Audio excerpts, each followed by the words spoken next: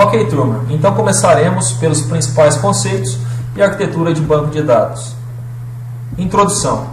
Banco de dados é uma área tão importante, dentro da computação que nós vamos iniciar por sua definição. É uma coleção de dados relacionados. Então, o banco de dados é uma estrutura que nós estamos utilizando para armazenar esses dados. E esses dados estão relacionados entre si. O uso comum do termo banco de dados normalmente é mais restrito e tem as seguintes propriedades implícitas. Representa algum aspecto do mundo real, denominado minimundo ou universo de discurso.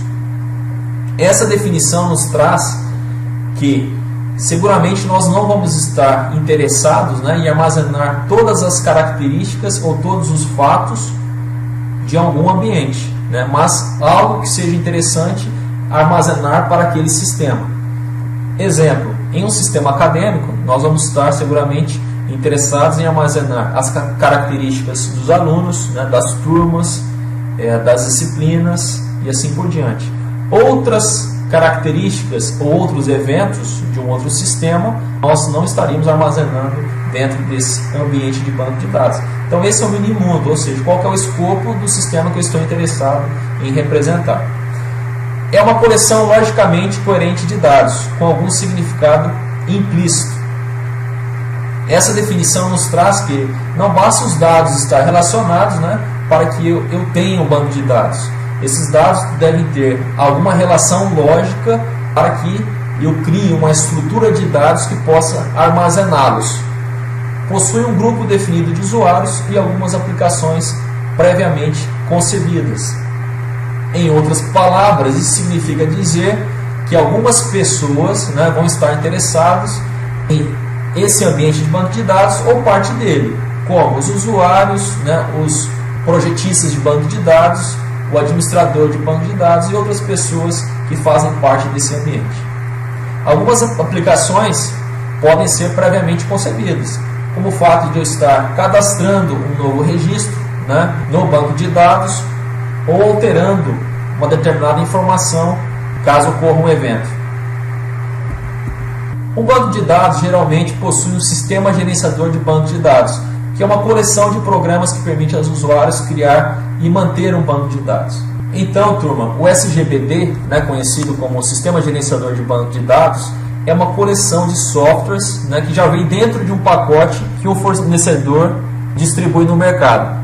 Essa coleção de softwares, que nós chamamos de Sistema Gerenciador de Banco de Dados, ele possui vários módulos, cada um com uma função específica. Então eu vou ter um conjunto de softwares responsável por fazer a segurança do banco de dados, outro responsáveis pela recuperação do banco de dados, um outro conjunto de software pode ser responsável pela concorrência entre transações de banco de dados e assim por diante. Toda essa coleção de programas utilizadas dentro do sistema de banco de dados, nós chamamos de sistema gerenciador de banco de dados. Então são esses softwares que vão nos ajudar a definir o banco de dados, a utilizar as operações básicas em um banco de dados, como fazer uma consulta, alterar determinada informação, excluir determinado registro, e assim por diante. O SGBD é um sistema de uso geral que facilita o processo de definição, construção, manipulação e compartilhamento de banco de dados entre diversos usuários e aplicações. Então esses softwares são de uso geral, porque facilita muito a vida tanto do administrador quanto do projetista e outras pessoas que estão envolvidas em um ambiente de banco de dados, e eles nos auxiliam na definição, na forma como eu vou criar um novo projeto de banco de dados, e as manipulações, que são as operações básicas que eu realizo em um ambiente de banco de dados, como a operação de inserir um dado, de excluir, de alterar, ou de realizar uma consulta. Por convenção, costuma-se chamar a união do banco de dados com o software de SGBD de sistema de banco de dados. Então, uma convenção que os autores têm utilizado aí na literatura é que, quando eu utilizo a terminologia banco de dados, estou falando tanto dos esquemas que representam o banco de dados, quanto dos dados em si. Ou seja, tanto das estruturas utilizadas para representar os dados, quanto os dados que são povoados nessas estruturas.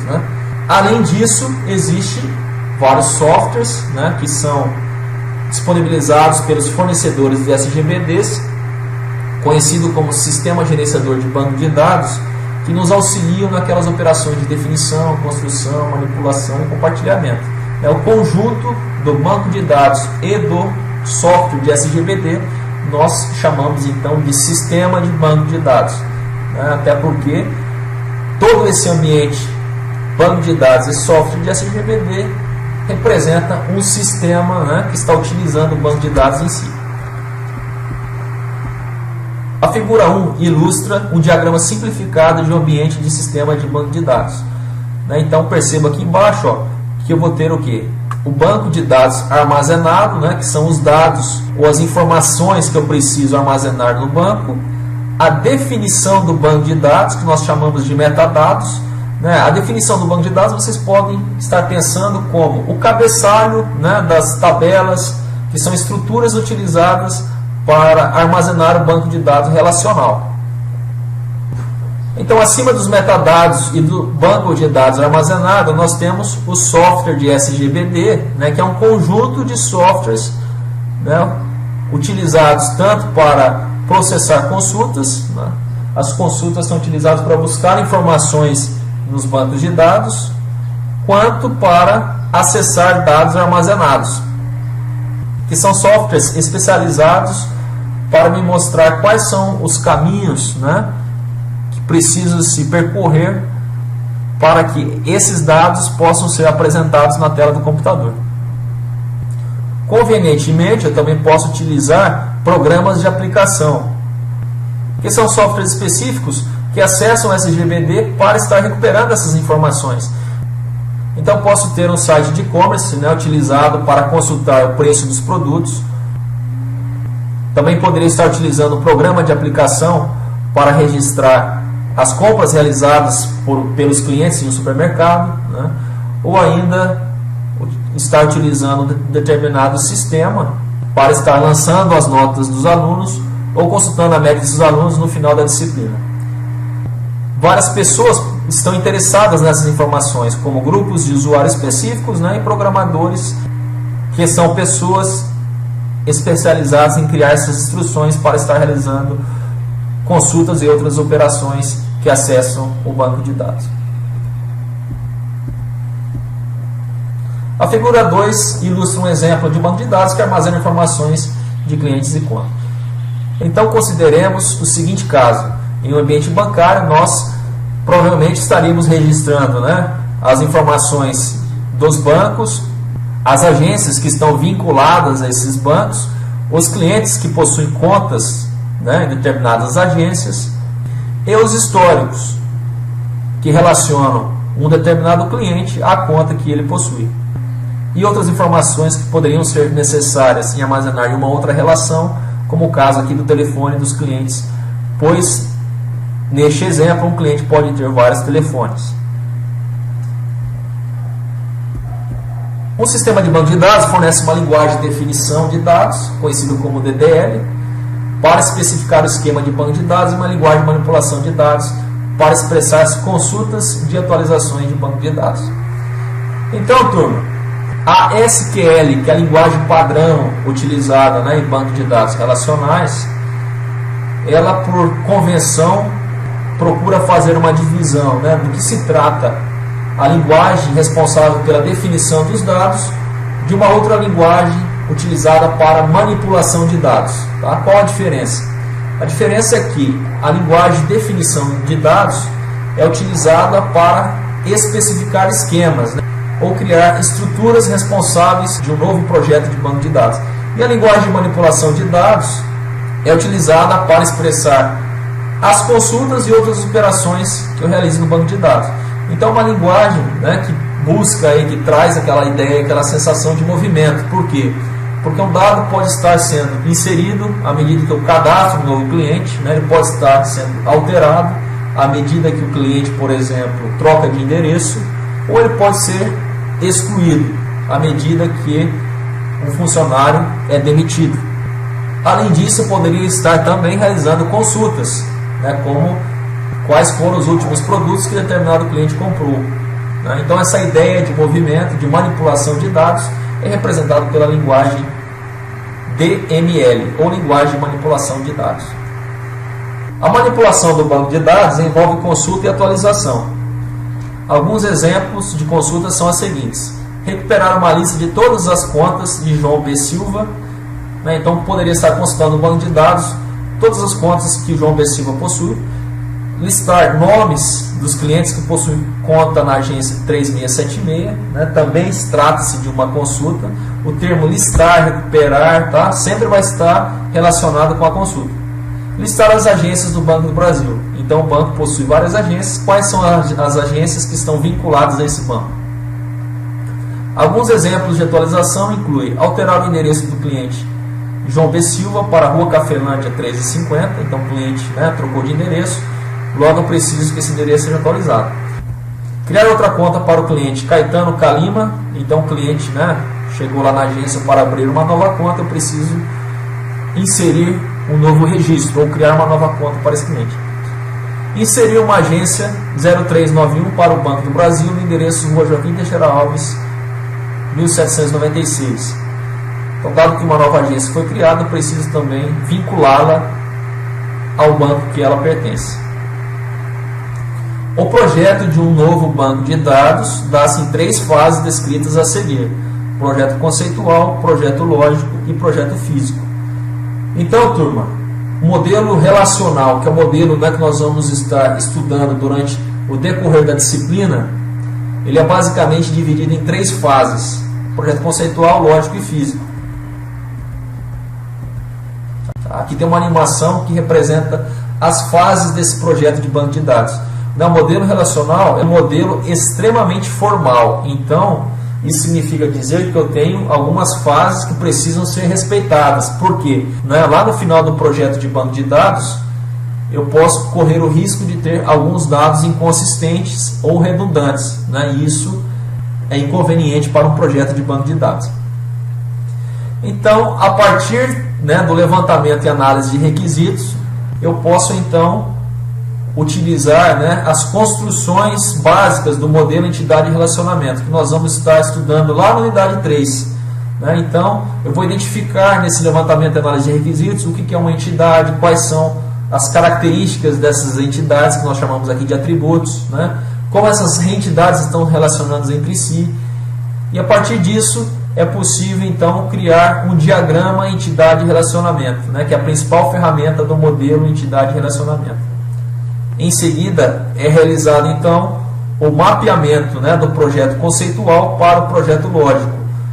Aqui nesse mapeamento do projeto conceitual para o projeto lógico, existem várias regras do modelo relacional que definem quando uma entidade pode ser mapeada como uma relação, um relacionamento pode ser mapeado como uma relação, ou ainda um atributo ainda pode ser mapeado como uma relação. Tá? Então, lá na unidade 3 nós vamos estar estudando essas 2 fases tão importantes do projeto de um banco de dados, que é o projeto conceitual e o projeto lógico, que pode ser realizado através do mapeamento do projeto conceitual para o projeto lógico. Por fim, a partir do modelo relacional, que é o resultado do projeto lógico, eu posso realizar o mapeamento para o projeto físico. Então, o projeto físico corresponde ao projeto onde a estrutura de dados existe fisicamente no banco de dados.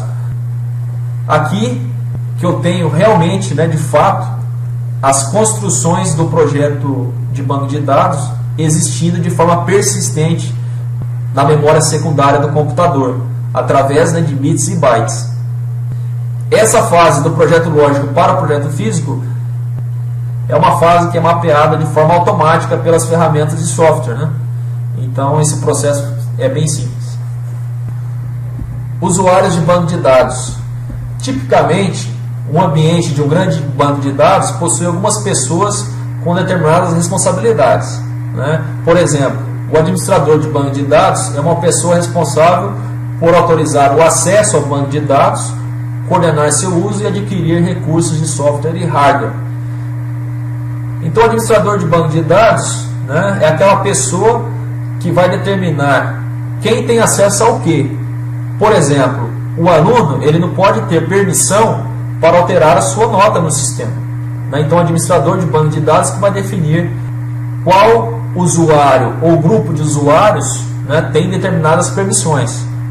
Além disso, ele vai coordenar, né, os recursos e o monitoramento do sistema de banco de dados, né, quando adquirir novos recursos de software e hardware, por exemplo. O projetista de banco de dados é a pessoa responsável por identificar os dados a serem armazenados, né, escolher estruturas apropriadas para representar esses dados.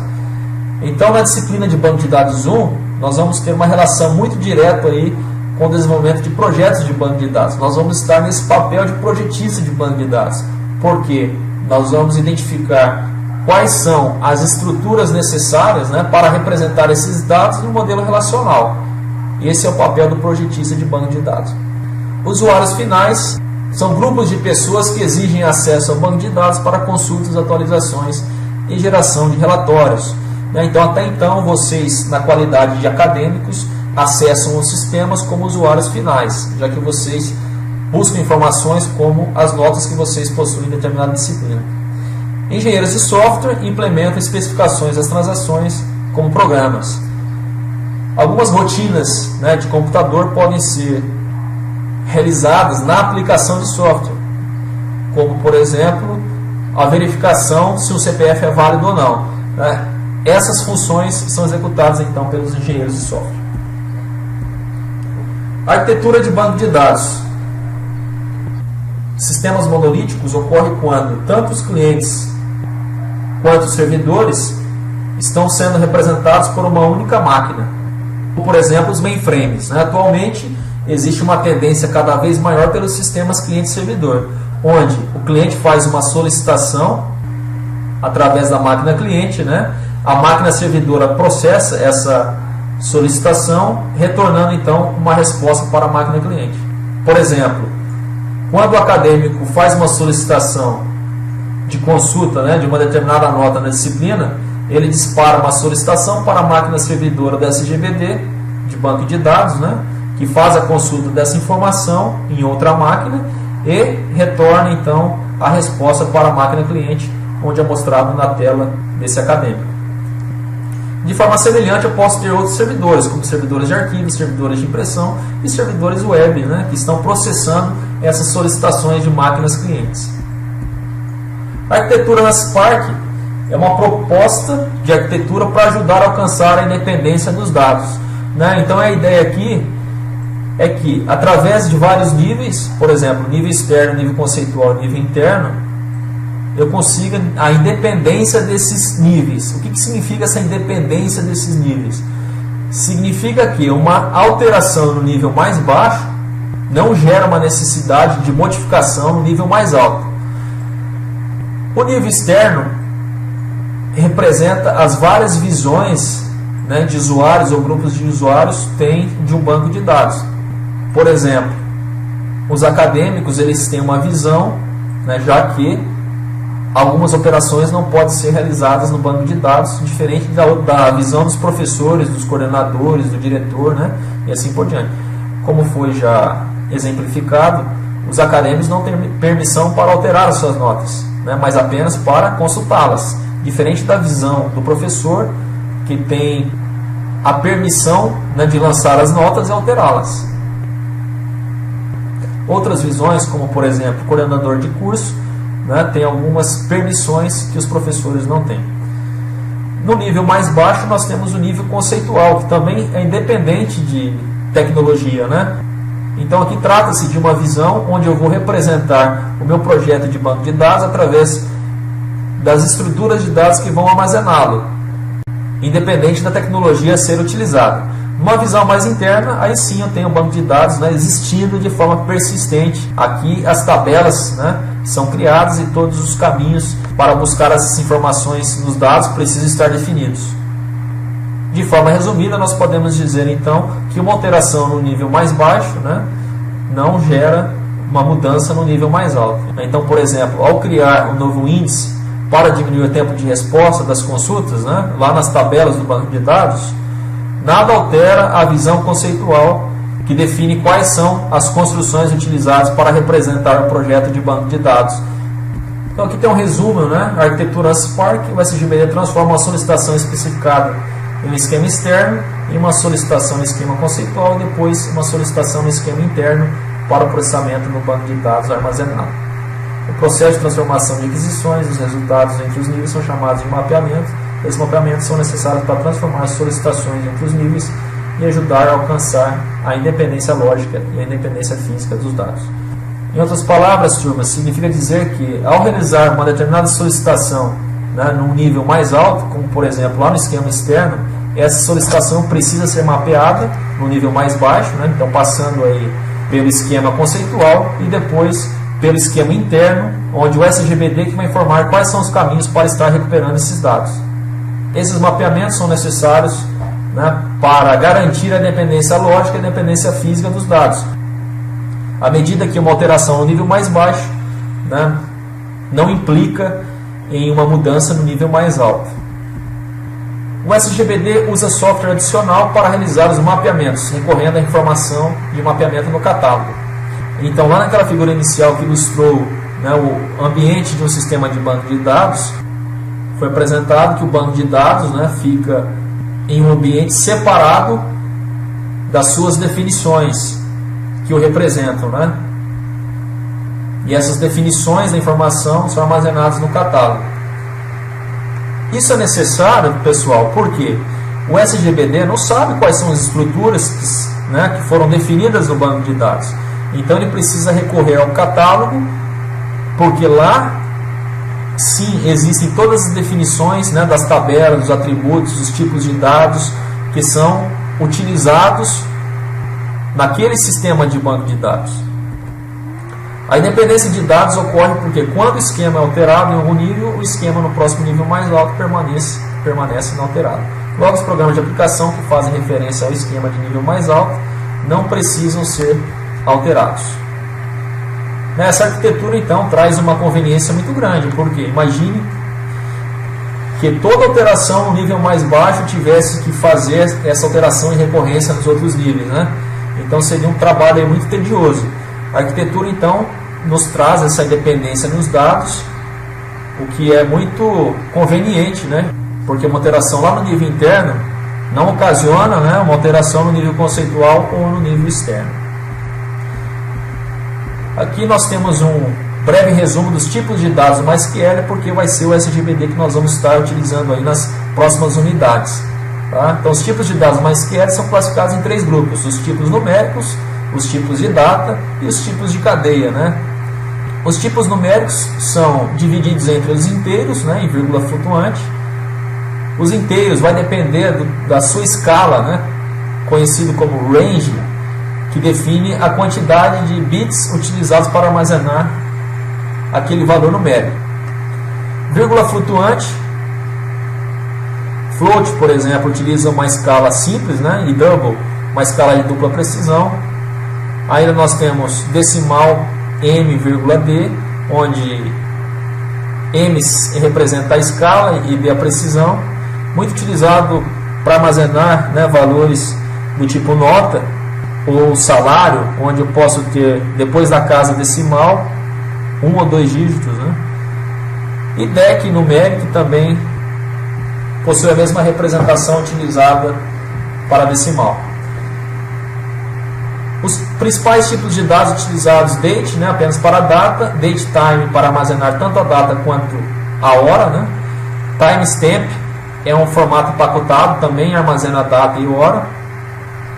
Time, apenas hora, e year, armazena os anos. Tipos de cadeia: char n define a quantidade de caracteres que pode ser utilizado. Por exemplo, char 10 é utilizado para armazenar 10 caracteres do tipo cadeia. Varchar também armazena caracteres do tipo cadeia, no entanto marca a última posição, diminuindo aí o desperdício utilizado, por exemplo, lá no tipo char. Isso significa dizer que um tipo char 10, se eu utilizo uma palavra com apenas 5 caracteres, eu tenho 5 caracteres de desperdício. Em varchar não, já que ele marca a última posição utilizada pela palavra.